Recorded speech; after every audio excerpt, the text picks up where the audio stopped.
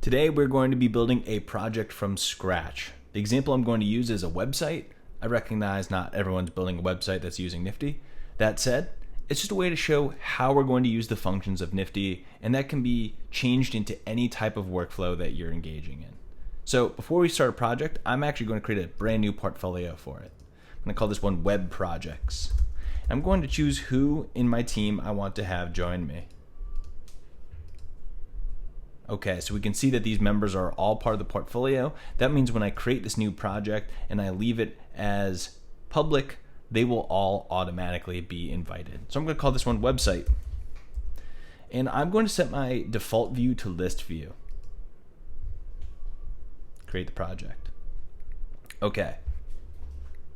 So when we join list view, we can see our task board is grouped by list. Lists fundamentally are buckets of tasks that have a commonality amongst one another. So in this case, I'm going to use lists to notate the different stages of our project. Now, your lists might not be stages, they might be more ongoing. So if it's content, you might have blogs, social media, so on. But I'm going to give more stage-based examples here. So first we'll have our kickoff, and we're going to have a kickoff call. We're going to gather requirements, create information architecture, and write copy. Next, we're going to have the design phase.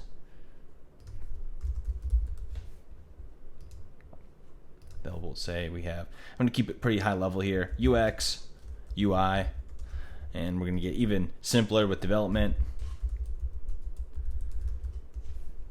We'll call it develop and launch. Okay. The idea here is to just outline kind of on a high level how we're going to go through our project from a phases standpoint, right? So we're going to come back to a screen, but I want to jump over to my Kanban board because this is a good way to see what are called statuses. Our Kanban board automatically groups by status. So statuses tell us where we are in the life cycle of a task. You can see by default we give you to do and completed. That might be all you need.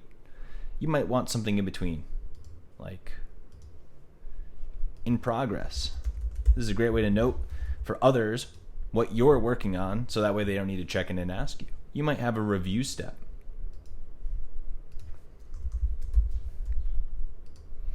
Review is someone on my team who needs to review something.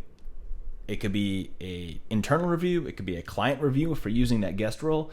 We might rename this to QA if we're doing engineering, or editing if we're doing more copywriting or something like that. But I'm going to keep it high level and just use review, and I'll review things. Okay, so now we can see the flow of a task. This is the journey each task will take. Let's go back to our list view because we can see these statuses right here. In fact, we can create new statuses here as well. But now we're getting kind of an intersection of our lists and our statuses, right? Okay. So I'm going to assign these to some people really quickly. I'm holding down Shift, by the way, to do these bulk assignments.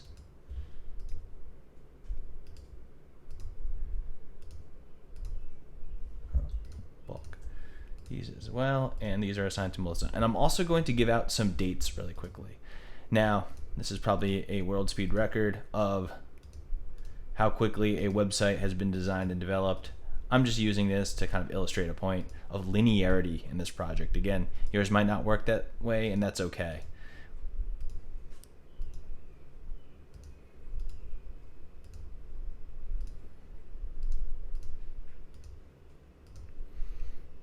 Okay, so we've got our lists, we've got our statuses, we've got our assignees and our due dates. And I can go ahead and customize this view further, rearrange columns, add them, change them, and so on. But I'm keeping this high level, just how we're constructing this project.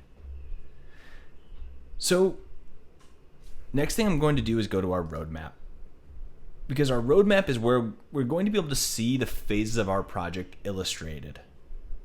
And I'm going to turn on what's called auto mode. So what auto mode does is make it so when I graph a milestone, and we'll see more what a milestone does in a minute, but it allows me to change the dates of my milestone in accordance to my task deadlines. If we leave auto mode off, that means our tasks need to adhere to the milestone deadlines. So let me show you what I mean. I'm going to take our kickoff list and I'm going to show it as a roadmap, or show it in the roadmap as a milestone.